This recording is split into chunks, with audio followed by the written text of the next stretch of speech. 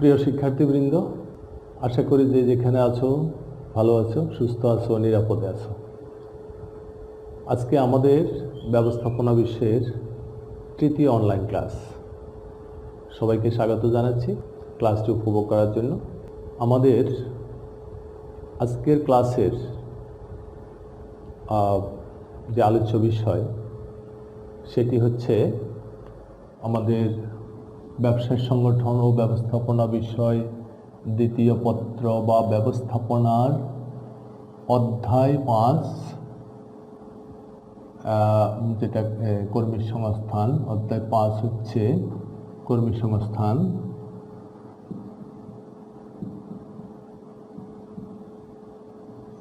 বা stuffing.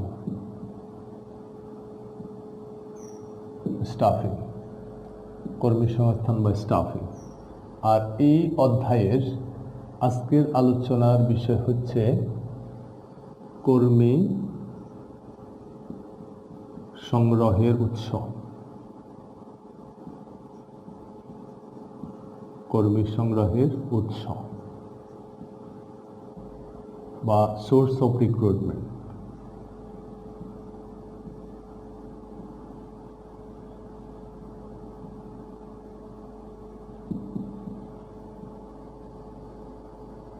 Source of recruitment, কর্মী সংগ্রহের উৎস। তো আসলে আমরা কর্মী কোথা থেকে সংগ্রহ করতে পারি?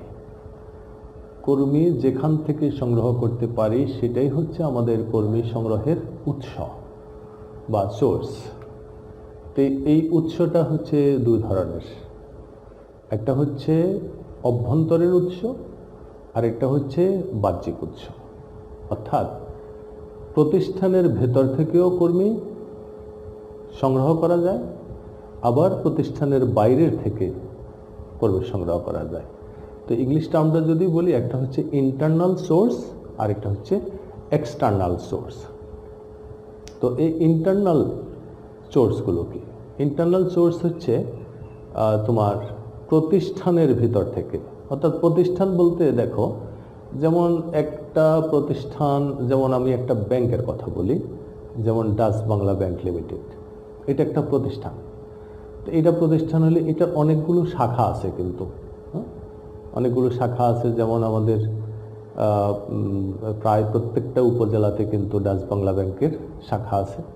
আমি ডাচ বাংলা ব্যাংকের কথা বললাম সহজে বোঝার জন্য, কারণ তোমরা এখন বিশেষ করে একেবারে মফস্বল এরিয়াতেও কিন্তু ডাচ বাংলা ব্যাংকের যে এটিএম বুথ সেটা তোমরা দেখে থাকো। এটার জন্যই আমি ডাচ বাংলা ব্যাংকের নামটা নিয়ে আসলাম। তো এখানে যে শাখা আছে এরকম আরও অসংখ্য শাখা আছে। তো এই শাখাগুলো সবগুলো মিলিয়ে কিন্তু এটা প্রতিষ্ঠান। হ্যাঁ, আচ্ছা।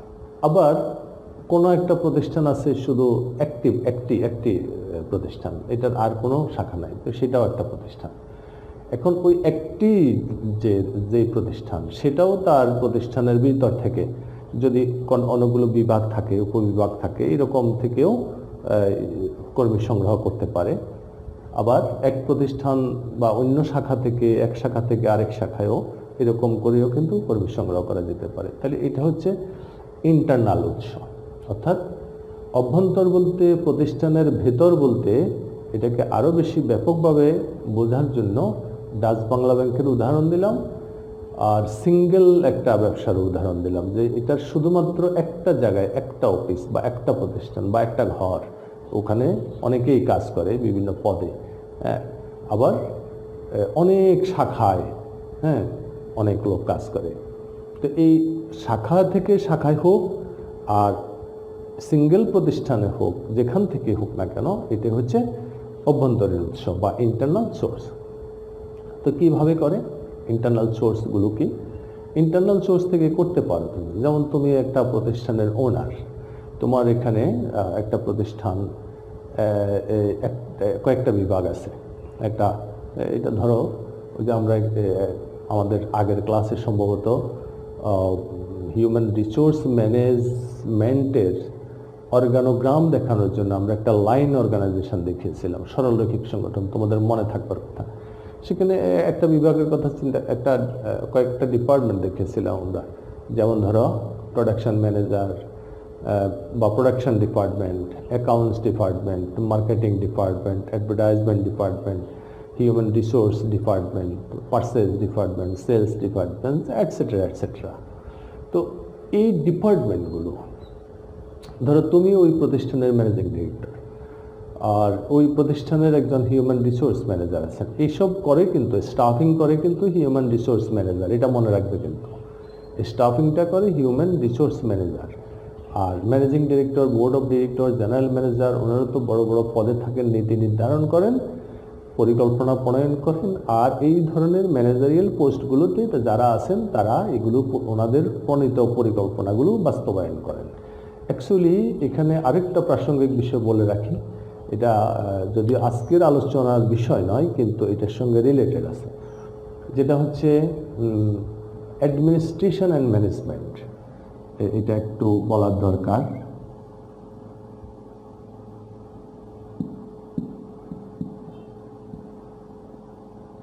অ্যাডমিনিস্ট্রেশন অ্যান্ড ম্যানেজমেন্ট,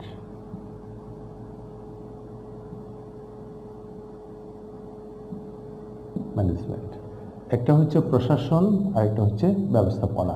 আমি আর বাংলাটা লিখলাম না, আগে ইংলিশটা লিখছি মূলত ওই যে বললাম তোমাদের একটু সবসময় চোখটা এখানে রাখার জন্য, মাইন্ডটা যাতে একবার দেখে হইলেও তোমরা ব্যাপারটাকে সেভ করে রাখতে পারো। আর প্রশাসন বা ব্যবস্থাপনা এগুলো তো বাংলায় আমরা সবসময় বলে থাকি। তো what is the difference between administration and management, অর্থাৎ প্রশাসন আর ব্যবস্থাপনাটা কি একটু জানো, এটা দরকার আছে। প্রশাসন হচ্ছে ওই যে আমরা লাইন অর্গানাইজেশন দেখেছিলাম, মনে আছে, বোর্ড অফ ডিরেক্টর বা পরিচালনা পরিষদ, এমডি বা ম্যানেজিং ডিরেক্টর বা ব্যবস্থাপনা পরিচালক, এরপরে হচ্ছে জিএম বা জেনারেল ম্যানেজার বা মহাব্যবস্থাপক। এই পর্যায়ে যারা থাকেন এরা হচ্ছে উঁচু স্তরের ব্যবস্থাপনা বলা যায়। তবে তারা কি করেন, এরাও কিন্তু ব্যবস্থাপনারই মানুষ। তারা কি করে, তারা করেন সেটা হচ্ছে তারা পরিকল্পনা প্রণয়ন করেন, নীতি নির্ধারণ করেন। দেখো এখানে আবার আলোচনা আরেকটা জিনিসও চলে আসছে, ব্যবস্থাপনা স্তর। হ্যাঁ, এটা একটু আবার মনে করো, সুবিধা আছে। ব্যবস্থাপনা স্তর কয়টা? 3টা। হ্যাঁ, তোমার টপ লেভেল ম্যানেজমেন্ট বা উচ্চ স্তরের ব্যবস্থাপনা, মিডল লেভেল ম্যানেজমেন্ট বা মধ্যস্তরের ব্যবস্থাপনা, লোয়ার লেভেল ম্যানেজমেন্ট বা নিম্ন স্তরের ব্যবস্থাপনা, অর্থাৎ 3টা স্তরের ব্যবস্থাপনা। তাহলে general manager, managing director, board of directors, ওনারা হচ্ছেন হায়ার লেভেল ম্যানেজমেন্ট। তারা কি করেন, তারা প্ল্যানিং করেন এবং তারা নীতিমালা তৈরি করেন। আর মিডল লেভেলের ম্যানেজমেন্টে কাজ হচ্ছে হায়ার লেভেল ম্যানেজমেন্টের প্রণীত পরিকল্পনা ও নীতিমালাগুলো তারা বাস্তবায়ন করেন। আর মিডল লেভেল ম্যানেজমেন্টে যারা আছেন সেটা হচ্ছে বিভিন্ন ডিপার্টমেন্টাল ম্যানেজার বা বিভাগীয় ব্যবস্থাপক যারা আছেন, তার মধ্যে হিউম্যান রিসোর্স ম্যানেজারও কিন্তু একজন। তো ওনাদের প্রণীত নীতিমালা বা নির্দেশনা অনুযায়ী হিউম্যান রিসোর্স ম্যানেজার তখন কি করেন, কর্মী সংগ্রহের ব্যবস্থা করেন। তো ধরো একটা ডিপার্টমেন্ট, উৎপাদন এবং বিপণন, 2টা ডিপার্টমেন্টের কথা বলি, একটা হচ্ছে প্রোডাকশন, একটা হচ্ছে মার্কেটিং ডিপার্টমেন্ট। তো প্রোডাকশন ম্যানেজারের পোস্টটা খালি হয়ে গেছে। খালিটা নানা কারণে হতে পারে, যেমন ধরো বয়সজনিত কারণে উনি রিটায়ারমেন্টে যেতে পারেন, অথবা বদলিজনিত কারণে এই পদটা শূন্য হতে পারে, তাকে আরেকটা জায়গায় বদলি করে দেওয়া হলো, অথবা কারো মৃত্যু হতে পারে, এই জন্য পোস্টটা খালি হয়ে যেতে পারে, অথবা উনি এই প্রতিষ্ঠানের চাইতে আরও বেটার অপরচুনিটি বা সুযোগ সুবিধা কোথাও পেলে তিনি এই প্রতিষ্ঠান ত্যাগ করে অন্য প্রতিষ্ঠানে চলে যেতে পারেন। তাহলে সেটাও কিন্তু এইসব কারণে, বা তাকে বরখাস্ত করা হতে পারে প্রতিষ্ঠানের বিরুদ্ধ কোনো কাজ করলে, নানা কারণে প্রতিষ্ঠানের এই পদ শূন্য হতে পারে। এখন এই শূন্য পদটা পূর্ণ করবে হিউম্যান রিসোর্স ম্যানেজার। চিন্তা করলেন যে তিনি প্রতিষ্ঠানের অভ্যন্তর থেকে তিনি কর্মী সংগ্রহ করবেন। প্রতিষ্ঠানের অভ্যন্তর থেকে কর্মী সংগ্রহ করলে তাহলে তিনি কি করতে পারেন, তিনি যেমন ধরো মার্কেটিং ম্যানেজার সাহেবকে এই তোমার প্রোডাকশন ম্যানেজারের পোস্টে বদলি করে নিয়ে আসতে পারেন। বদলি অর্থাৎ ট্রান্সফার যেটাকে বলা হয়, অর্থাৎ সমসাময়িক পোস্ট, একই মর্যাদার পোস্ট। এখানে প্রোডাকশন ম্যানেজারের যে সুবিধা ওখানে মার্কেটিং ম্যানেজারেরও একই সুবিধা, কাজ হয়তো ভিন্ন রকম হতে পারে। তো সেখানে বদলি করে ওই পোস্টটা থেকে এই পোস্টে এনে এটা পূর্ণ করতে পারেন। এটা হচ্ছে অভ্যন্তরীণ সংগ্রহ, মানে ইন্টারনাল সোর্স থেকে কর্মী সংগ্রহ। আবার ওখানে যে মার্কেটিং ম্যানেজারের যে পদটা খালি হয়ে গেছে বা শূন্য হয়ে গেছে, তো সেই শূন্য পদটা নিয়োগ করতে পারেন কীভাবে? যেমন একজন অ্যাসিস্ট্যান্ট মার্কেটিং ম্যানেজার আছে, ওনার পারফরমেন্সও অনেক ভালো, প্রতিষ্ঠান সন্তুষ্ট, তখন অন্য কোনো জায়গা থেকে আর মার্কেটিং ম্যানেজার নিয়োগ না দিয়ে ওই প্রতিষ্ঠানের ওই ডিপার্টমেন্টের অ্যাসিস্ট্যান্ট মার্কেটিং ম্যানেজারকে মার্কেটিং ম্যানেজার পদে প্রমোশন দিয়ে বা পদোন্নতি দিয়ে সেই শূন্য পদটা পূর্ণ করতে পারেন। এইভাবে প্রতিষ্ঠানের অভ্যন্তর থেকে পদোন্নতি বা বদলি অথবা পদ অবনতিও করতে পারে। কোথাও কোনো একটা পদ শূন্য হলে কোনো অযোগ্য ঊর্ধ্বতন সবসময় যোগ্য হবে এমন কোনো কথা নেই। হয়তো নানা কারণে নিয়োগ পেয়ে গেছে কিন্তু তিনি সেই কাজের জন্য যোগ্য নন, কিন্তু প্রতিষ্ঠান শুধু তাকে এরকম তার পিছনে ব্যয় করে যাচ্ছেন, কিন্তু প্রতিষ্ঠান তার থেকে ব্যয় অনুযায়ী কোনো কাঙ্ক্ষিত আউটকাম পাচ্ছে না। সেই ক্ষেত্রে এই ধরনের কর্মীকে ওই পদে রাখলে প্রতিষ্ঠান ক্ষতিগ্রস্ত হবে। তো এই ধরনের কর্মীকে হয় বরখাস্ত করে দেওয়া যায়, কিন্তু অনেক সময় মানবিক কারণে বরখাস্ত করা হয় না, তাকে কি করা হয়, তাকে তার ওই পদ থেকে ডিমোশন করে দেওয়া হয়।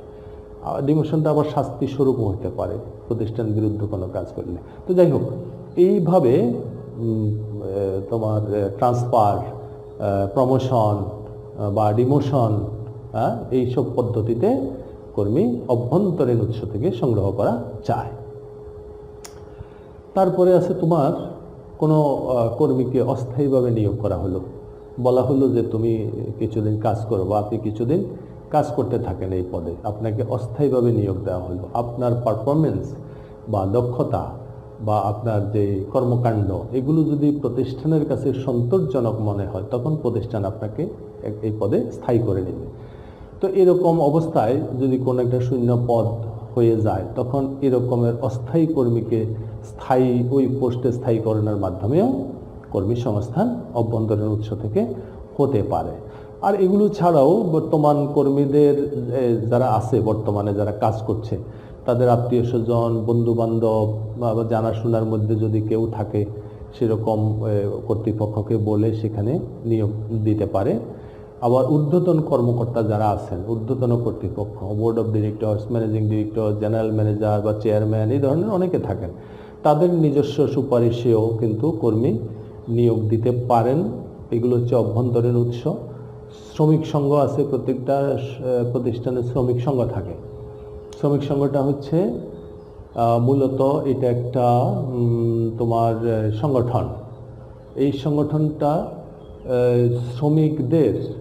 শ্রমিকদের মধ্য থেকে কতিপয় ব্যক্তিকে নিয়ে একটা কমিটি থাকে বা তারা নেতৃত্ব দেয়। কিসের নেতৃত্ব দেয়? তারা শ্রমিকদের স্বার্থ সংশ্লিষ্ট বিষয়ে তারা হায়ার ম্যানেজমেন্টের সাথে বা হায়ার অথরিটির সাথে বা মালিক পক্ষের সাথে তারা শ্রমিকদের স্বার্থ নিয়ে তারা বার্গেনিং করে বা দর কষাকষি করে তারা তাদের স্বার্থগুলো আদায় করে নেয়। এটাকে শ্রমিক সংঘকে ইংরেজিতে সিবিএ বলে, এটাও শিখে রাখো, সিবিএ।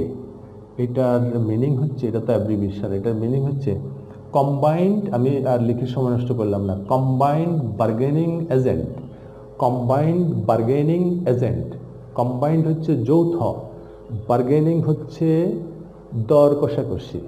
আমরা বাজারে অনেক সময় যখন শপিং করতে যাই, দোকানদার আমাদের কাছে একটা হাই প্রাইস তিনি বলেন, উপস্থাপন করেন। আমরা এটাকে কি করি, আমরা আরও কম দিয়ে কিনতে চাই। এইভাবে তিনিও একটু কমান, আমরা একটু বাড়াই, এইভাবে করতে করতে একটা জায়গায় গিয়ে আমরা উভয়ে কি করি, পণ্যটা ক্রয় বিক্রি করি। এই ধরনের সিস্টেমকে বলা বার্গেনিং করা বা দর কষাকষি করা। তো এই কম্বাইন্ড বার্গেনিং এজেন্ট, এতে হচ্ছে এজেন্ট বা প্রতিনিধি, অর্থাৎ এই প্রতিনিধিরা শ্রমিকদের পক্ষে শ্রমিকদের যাবতীয় আর্থিক অনার্থিক সুবিধা নিয়ে ঊর্ধ্বতন কর্তৃপক্ষের সঙ্গে বা ব্যবস্থাপনা কর্তৃপক্ষের সঙ্গে দর কষাকষি করে তাদের যে স্বার্থ আদায় করে নেয়, এই ধরনের সংগঠনকে বলা হয় শ্রমিক সংঘ। বড় বড় প্রতিষ্ঠানগুলোতে এটা আছে, খুব ছোট প্রতিষ্ঠানে নাও থাকতে পারে। তো এই শ্রমিক সংঘের সুপারিশেও অনেক সময় হিউম্যান রিসোর্স ম্যানেজমেন্ট এই কর্মী সংগ্রহ করে থাকে। এটাও কিন্তু প্রতিষ্ঠানের একটা অভ্যন্তরের উৎস, যেহেতু এরা প্রতিষ্ঠানেরই লোক। এরপরে আছে বাহ্যিক উৎস, অর্থাৎ প্রতিষ্ঠানের বাইরে থেকে আমরা কিভাবে কর্মী সংগ্রহ করতে পারি। সেটার মধ্যে আছে তোমার প্রাতিষ্ঠানিক বা ইনস্টিটিউশনাল সোর্স, যেটাকে বলি আমরা। এটা হচ্ছে তোমার বিভিন্ন কলেজ বা বিশ্ববিদ্যালয়, হ্যাঁ, এইসব শিক্ষা প্রতিষ্ঠান থেকে কর্মী সংগ্রহ করা যায়। আমি যদি উদাহরণস্বরূপ বলি, যেমন ধরো বিশ্ববিদ্যালয়ের কমার্স ফ্যাকাল্টিতে কতগুলো সাবজেক্ট থাকে, যেমন আমি কতগুলো মেন সাবজেক্টের কথা বলি, যেমন management department, marketing department, accounting department, finance department, হ্যাঁ, ইত্যাদি ইত্যাদি। তো যেমন ধরো এইসব ডিপার্টমেন্টে যেসব স্টুডেন্টরা পড়ে, এইসব স্টুডেন্টদের মধ্যে কেউ কেউ আছে অনেক ভালো রেজাল্ট করে, যেমন টপ 10, টপ 5, হ্যাঁ, টপ 3, এই ধরনের টপ 20, এই ধরনের রেজাল্ট করে তারা। তখন দেশের বা বিদেশেরও অনেক প্রতিষ্ঠান আছে, ন্যাশনাল বা মাল্টি ন্যাশনাল, জাতীয় আমাদের বা বহুজাতিক কোম্পানিগুলো আছে, বহুজাতিক, যেমন ইউনিলিভার একটা বহুজাতিক কোম্পানি, হ্যাঁ। আমাদের দেশে যে লাক্স সাবান বা এই যে সানসিল্ক শ্যাম্পু, এগুলো যারা উৎপাদন করে, এটা কিন্তু ইউনিলিভারের প্রোডাক্ট, হ্যাঁ, তোমরা নিশ্চয়ই জানবার কথা, লাইফ বয়, হ্যাঁ। তো এই ধরনের ন্যাশনাল অ্যান্ড মাল্টি ন্যাশনাল এই প্রতিষ্ঠানগুলো বা আমাদের মাঝারি বলো বড়, বিশেষ করে মাঝারি বা বড় ধরনের প্রতিষ্ঠানগুলো তখন এইসব বিশ্ববিদ্যালয়ের ডিপার্টমেন্টের প্রধানদের কাছে এরকম মেসেজ দিয়ে রাখেন যে আপনার ডিপার্টমেন্টের এই বছরের এই টপ 5 রেজাল্ট যারা করবে তাদেরকে আমরা আমাদের প্রতিষ্ঠানে এই উচ্চ পদে আমরা নিয়োগ দিতে আগ্রহী আছি, হ্যাঁ, বলে রাখেন। তখন এই প্রতিষ্ঠানে যখন এরা ভালো রেজাল্ট করে, তখন তাদের এই যারা এখানে রিকোয়ারমেন্টগুলো দিয়ে রাখেন, রিকুইজিশন দিয়ে রাখেন, এই ধরনের তাদের প্রতিষ্ঠানে জব দিয়েই কিন্তু তাদেরকে পাঠিয়ে দেওয়া হয়। এইভাবে প্রতিষ্ঠান থেকে তোমার কর্মী সংগ্রহ করা যায়, কলেজ বা বিশ্ববিদ্যালয় যেটা বললাম। এরপরে আছে তোমার পেশাগত বা কারিগরি, ওই যে টেকনিক্যাল অ্যান্ড ভোকেশনাল, হ্যাঁ, টেকনিক্যাল কিছু স্কুল, টেকনিক্যাল কলেজ আছে, টেকনিক্যাল প্রতিষ্ঠান, টেকনিক্যাল ইনস্টিটিউশন বা ভোকেশনাল ইনস্টিটিউশন। এগুলোতে কি শিখায়, এগুলোকে হাতে কলমে শিক্ষা দেয় বা একটা নির্দিষ্ট ট্রেডে বা পেশায় তাদেরকে দক্ষ করে তোলে। এই ধরনের, যেমন আমাদের খুব হাতের কাছে আছে তোমার এই যে হাজারীবাসাতে আছে একটা ভোকেশনাল ইনস্টিটিউশন, ভিভিটিসি যেটাকে বলি আমরা, হ্যাঁ, তোমরা হয়তো নাম শুনে থাকবে। বসিরহাট থেকে মাত্র 1 কিলোমিটার পূর্ব পার্শ্বে, ওইটার পাশেই এই জৈতুন্নাহার কাদের মহিলা কলেজ বর্তমানে অবস্থিত। ওখানে ওইটা হচ্ছে ভিভিটিসি, হ্যাঁ, ওইটা কিন্তু একটা ভোকেশনাল ইনস্টিটিউশন, হ্যাঁ। ওখানে এইসব বিভিন্ন ট্রেডে তোমার শিক্ষাদান করা হাতে কলমে। তারপরে যে বিভিন্ন, যেমন ফেনীতে আছে ফেনী পলিটেকনিক্যাল ইনস্টিটিউশন, তারপরে বিভিন্ন যেমন তোমার কম্পিউটার ইনস্টিটিউশন, এগুলো থেকে এই হাতে কলমে শিক্ষাদান কিন্তু বিভিন্ন পেশা বা কারিগরি জ্ঞান অর্জন করা কর্মীদেরকে প্রতিষ্ঠানে আমরা নিয়োগ দিতে পারি। এটা হচ্ছে আমাদের এক্সটার্নাল বা বাহ্যিক সোর্স। এরপরে বিভিন্ন নিয়োগ এজেন্সি থাকে, মানে যারা তোমার নিয়োগের বিজনেস করে, অর্থাৎ এই ধরনের লোকগুলোর কাছে অনেক কর্মীর থাকে, মানে বায়োডাটা থাকে, অ্যাড্রেস থাকে, কর্মীর শিক্ষাগত যোগ্যতা কী, অভিজ্ঞতা কী, কোন ধরনের কর্মীকে কোথায় দেওয়া যায়। এই ধরনের নিয়োগ এজেন্সিগুলো চাকরির মানে দানের ব্যবসা করে, মানে তারা চাকরি দিতে পারলে এখান থেকে একটা কমিশন নিয়ে থাকে। এই ধরনের নিয়োগ এজেন্সি থেকেও কিন্তু আমরা আমাদের প্রতিষ্ঠানের জন্য কর্মী সংগ্রহ করতে পারি। তারপরে একেবারে প্রতিষ্ঠানের গেট থেকে কর্মী সংগ্রহ করা যায়। অবশ্যই এগুলা খুবই নিম্ন স্তরের যেসব কর্মী আমাদের প্রয়োজন, জাস্ট ওয়ার্কার, এই ধরনের কর্মী, যেমন সিকিউরিটি গার্ড, এই ধরনের কর্মীকে আমরা এবারে প্রতিষ্ঠানের গেট থেকে অনেকে আসে চাকরির অনুসন্ধান করে যে এখানে কোনো লোক লাগবে কিনা প্রতিষ্ঠানের গেটে। তো এই ধরনের প্রতিষ্ঠানের গেট থেকে আমরা সংগ্রহ করতে পারি। এটা হচ্ছে একটা এক্সটার্নাল বা বাহ্যিক সোর্স। তারপরে কোনো প্রাক্তন বা অবসরপ্রাপ্ত কোনো কর্মকর্তা, বিশেষ করে যেমন কিছু কিছু প্রতিষ্ঠানে আছে, উদাহরণস্বরূপ যদি আমি সিম্পল বলি যে একটা প্রতিষ্ঠানের সিকিউরিটি গার্ডের চাকরি করতেন, কিন্তু ওইটা প্রতিষ্ঠানের নিয়ম অনুযায়ী ওনার যে বয়স হয়ে গেছে, এই বয়সের কারণে তিনি এখন আর সেখানে চাকরি করার জন্য যোগ্য নয়, তিনি রিটায়ারমেন্টে গেছেন। কিন্তু বয়সের কারণে যোগ্য না হলেও তিনি শারীরিকভাবে মানসিকভাবে এখনও কাজ করার জন্য পরিপূর্ণ উপযোগী। তো সেক্ষেত্রে এই ধরনের লোকদেরকে আমরা আমাদের প্রতিষ্ঠানে আমরা সিকিউরিটিতে নিয়োগ দিতে পারি। এটা একটা এক্সটার্নাল সোর্স। এরপর আছে মেধা শিকার। এটা একটা সুন্দর বিষয়। মেধা শিকার, মেধা আবার শিকার করে কীভাবে, তোমাদের মনে প্রশ্ন আসতে পারে। মেধা শিকার, মেধা শিকার হচ্ছে যেমন ধরো আমি যদি একটা উদাহরণ দিয়ে বলি তাহলে খুব সহজে বুঝতে পারবে। যেমন আমাদের কোম্পানিগঞ্জে অনেকগুলো ব্যাংক আছে, জানো কতগুলো ব্যাংক আছে? অনেকগুলো ব্যাংক, তোমরা হয়তো অনেক সময় নাম বলতে পারবা না, কিন্তু এটা জানা উচিত কিন্তু যে কতগুলো ব্যাংক আছে, কোন কোন ব্যাংক আছে। হ্যাঁ, আমাদের এখানে Sonali bank, Rupali bank, Janata bank, Agrani bank, Krishi bank, তারপরে Dutch Bangla bank, Islami bank, Al Arafah Islami bank, Exim bank, South East bank, Jamuna bank, হ্যাঁ, তারপরে তোমার Uttara bank, Pubali bank, BRAC bank, অনেকগুলো ব্যাংক আছে। তো এই ব্যাংকে, এতগুলো ব্যাংকের সাথে আরেকটা নতুন ব্যাংক সিদ্ধান্ত নিল, ধরে নিলাম আমরা মার্কেন্টাইল ব্যাংক। হ্যাঁ, তো মার্কেন্টাইল ব্যাংক কোম্পানিগঞ্জে একটি ব্রাঞ্চ ওপেন করবে, নতুন একটি শাখা চালু করবে তারা। এখন এখানে যে এক্সিস্টিং বা বিদ্যমান যে ব্যাংকগুলো আছে, এখানে তারা যে কম্পিটিশন করে যে বিজনেস করছে, হ্যাঁ, ব্যাংকটা একটা ব্যবসা, জানো তো, ব্যাংক ব্যবসা করছে। তো এই ক্ষেত্রে এতগুলো ব্যাংকের মাঝে এসে মার্কেন্টাইল ব্যাংক এতগুলো শাখার সঙ্গে, প্রতিষ্ঠিত শাখার সঙ্গে এই নতুন হয়ে এসে এই বর্ষাট এই কোম্পানিগঞ্জে কিন্তু ওয়ান ব্যাংক আছে, এখানে একটা নতুন শাখা প্রতিষ্ঠা করে এদের সাথে কম্পিটিশন করে টিকে থাকা বা নিজেকে প্রতিষ্ঠা করা, এটা কিন্তু চারটিখানি ব্যাপার না।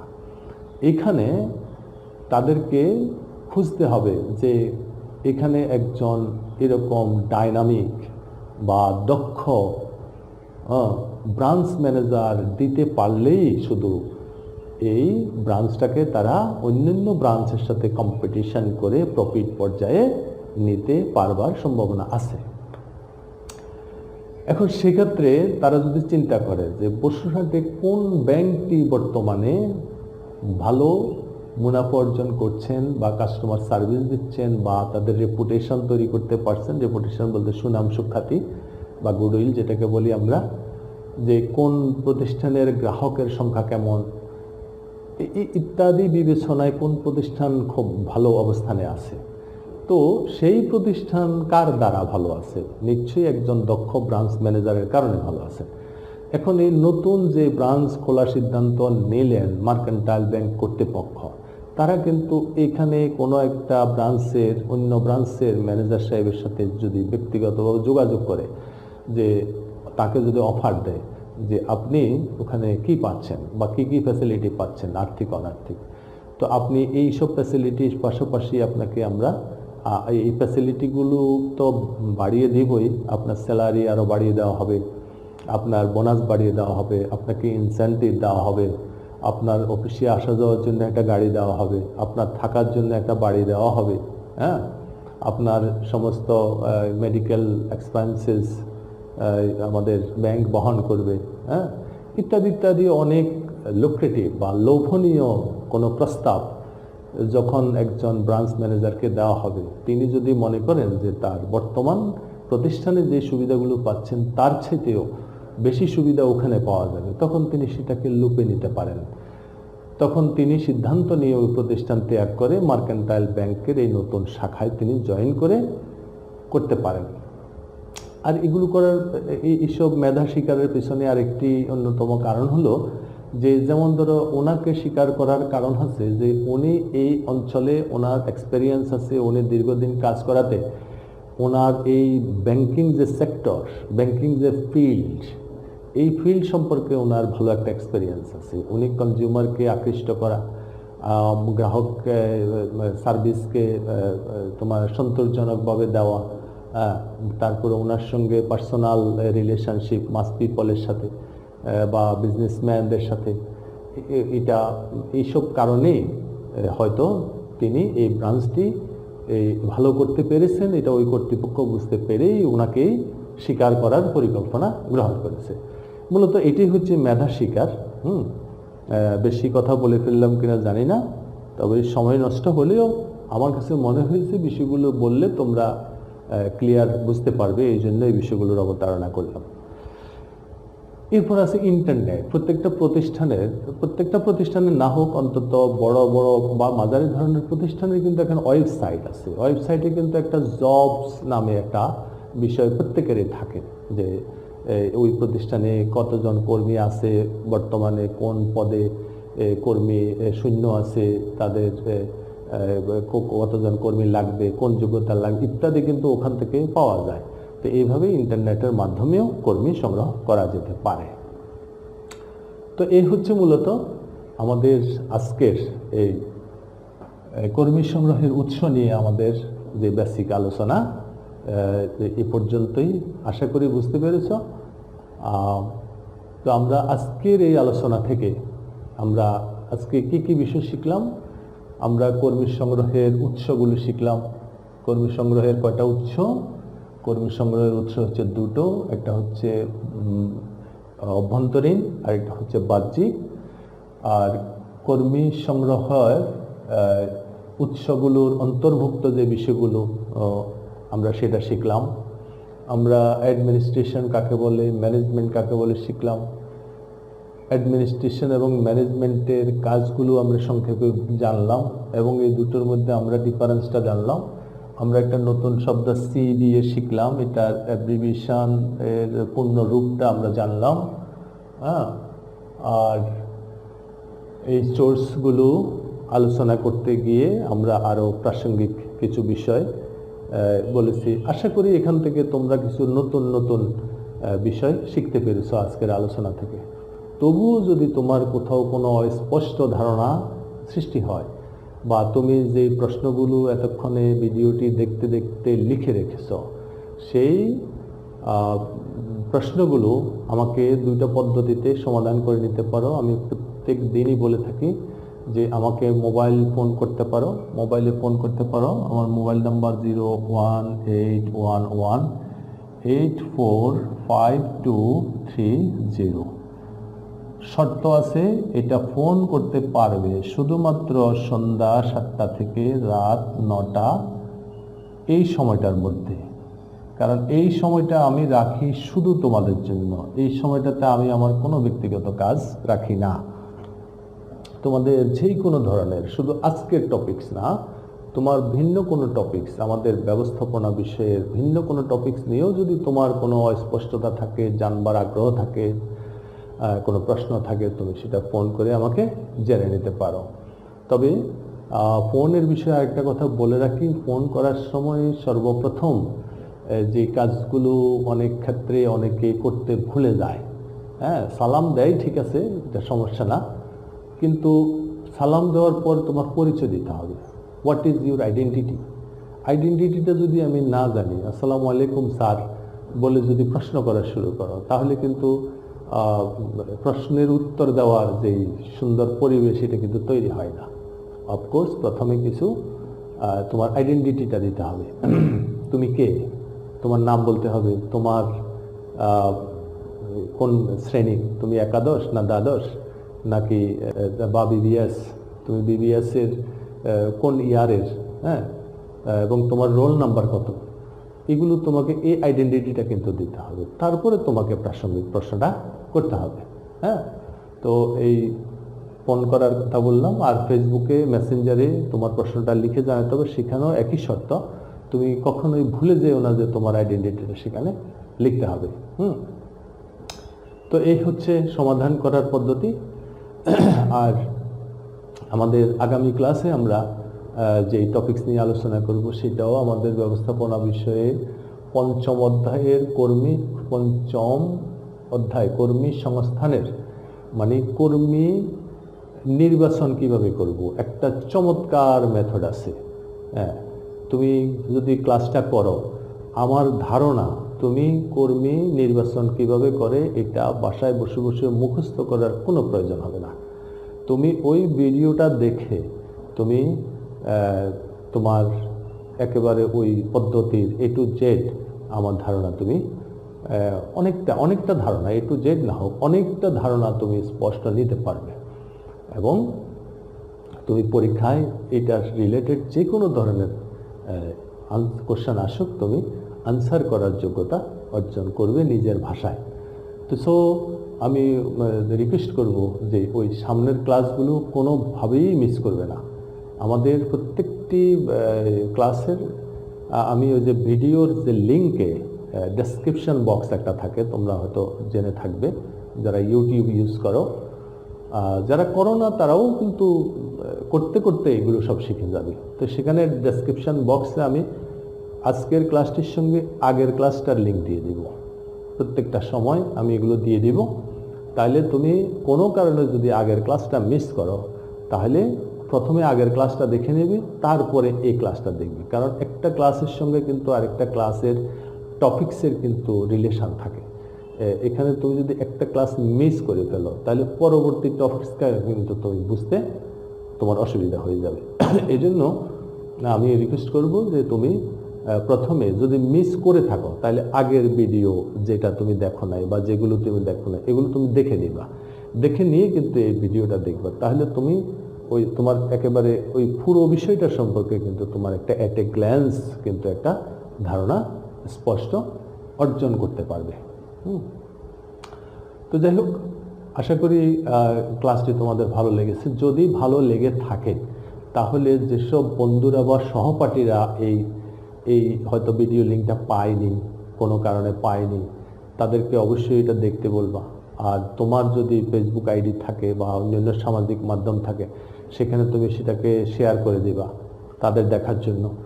আর শুধু আমাদের স্টুডেন্ট কেন, অন্যান্য কলেজের স্টুডেন্টরাও যদি এটা দেখে, তারা যদি উপকৃত হয়, আমাদের তো কোনো ক্ষতি নেই, বরং আমাদের লাভ হচ্ছে যে আমাদের এই লেকচারটার কারণে কেউ একটা শব্দ বা একটা বাক্য তারা শিখতে পারলো, তাদের জীবনের কোনো একটা কাজে লেগে গেল। যে কোনো কলেজের যে কোনো প্রতিষ্ঠানের স্টুডেন্ট হোক না কেন, সেটা আমাদেরই তো সম্পদ, আমাদের বাংলাদেশেরই তো সম্পদ। সে যদি এখান থেকে কিছু শিখতে পারে, এটা যদি তার কোনো উপকার হয়, তাহলে সে তো বাংলাদেশের জন্যই কাজ করবে। তো সুতরাং আমাদের অসুবিধা কি? এটাকে যত বেশি মানুষ দেখতে পারে, যদি এখান থেকে গুটি কয়েকজন উপকৃত হয়, তাহলে আমাদের হয়তো এই ভিডিওটা করার, এই ক্লাসটা করার আমাদের সার্থকতা আসবে। তো এটাকে বেশি বেশি করে শেয়ার করে দেবে। আর যারা এরপরে অনেক মানুষ আছেন, একজন ব্যবসায়ী এটা দেখতে পারেন, হ্যাঁ, একজন ক্ষুদ্র ব্যবসায়ী, একজন মাঝারি ব্যবসায়ী, একজন বড় ধরনের ব্যবসায়ী, যে কিভাবে কর্মী সংস্থান করে বা কিভাবে কর্মীকে রিক্রুট করে, হ্যাঁ, এই পদ্ধতি কোথা থেকে কর্মী রিক্রুট করে, কিভাবে করা যায়, এগুলো যদি তারা যদি তাদের প্রতিষ্ঠানের জন্য যদি ন্যূনতম বা সামান্যতম যদি কোনো কাজে আসে, তাহলে তো আমাদের এই ক্লাসটার সাকসেস আরও অনেক বেশি হবে। তো যাই হোক, এটাকে শেয়ার করবে আর পরবর্তী ক্লাসগুলোতে অবশ্যই অংশগ্রহণ করবে। আর তোমাদের ক্লাসগুলো কেমন লাগলো সেটা কমেন্ট করে জানালে আমি আরও বেশি অনুপ্রাণিত হব। আর ভুল ত্রুটিগুলো বা ক্লাসগুলোর এই যে ভিডিওর কোনো সমস্যা, কি সমস্যা তোমাদের চোখে পড়লো সেটাও তোমরা আমাকে লিখে জানাতে পারো, তাহলে আরও সংশোধন করে ভবিষ্যতে আরও বেশি ভালো ক্লাস করতে পারবো। কারণ টেকনোলজিতে আমরা অত বেশি তো দক্ষ নয়, আমরা গ্র্যাজুয়ালি হয়তো দক্ষ হয়ে যাব আল্লাহর রহমতে। তো সেক্ষেত্রে কীভাবে আরও চমৎকার করে ক্লাস নেওয়া যায় বা কী ত্রুটি বিচ্যুতি আছে এগুলো যদি বলো, তাহলে আরও বেশি ভালো ক্লাস নেওয়ার আমার সুযোগ ঘটবে, আমি আরও অনুপ্রাণিত হব। তো ঠিক আছে, আজকে আর নয়, আগামী ক্লাসে আবার দেখা হবে। আগামী ক্লাসে আলোচ্য বিষয় বলে দিয়েছি। আগামী ক্লাসে আলোচ্য বিষয় হচ্ছে কিভাবে কর্মী নির্বাচন করা যায়, সেই কর্মী নির্বাচনের পদ্ধতি নিয়ে আমরা আলোচনা করব। তো ভালো থাকো, সুস্থ থাকো, নিরাপদে থাকো, বাড়িতে থাকো এবং সময়টাকে ভালোভাবে কাজে লাগাও। আজ আর নয়, পরবর্তী ক্লাসে আবারও দেখা হবে। সবাইকে অসংখ্য অসংখ্য ধন্যবাদ।